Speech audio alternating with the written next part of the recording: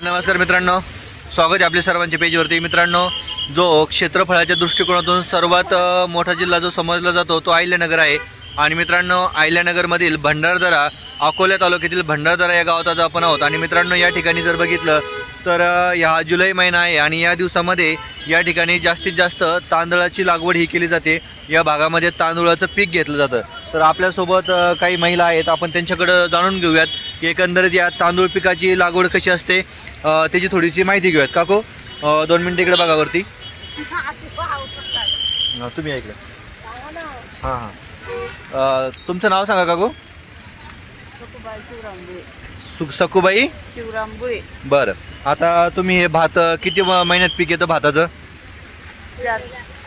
4 महिन्यामध्ये भाताचं पीक येतं, बरोबर. आणि आता समजा तुमच्या गावाचं नाव काय सांगितलं? कोलटेंबा. कोलटेमा, म्हणजे यात भंडारदऱ्यातलंच आहे समजा, आहे की नाही? बरोबर. तुमचा उदाहरण फक्त भातावरच चालतो का आणखी काय आहे? फक्त भातावरच. आता छोटा मुलगा आहे, भैया तुझं नाव काय आहे? मित्रांनो, आपण जर बघितलं हा देखील भाताची लागवड करतोय. तुझं नाव सांग रे छोटू.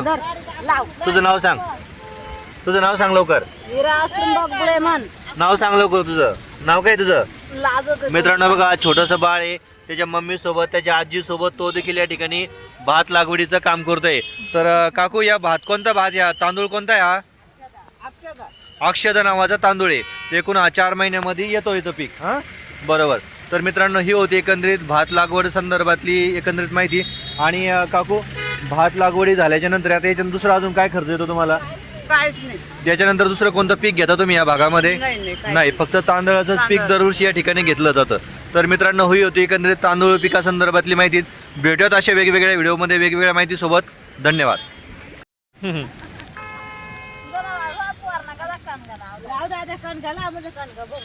काय म्हणतात? कणगा म्हणतात का याला?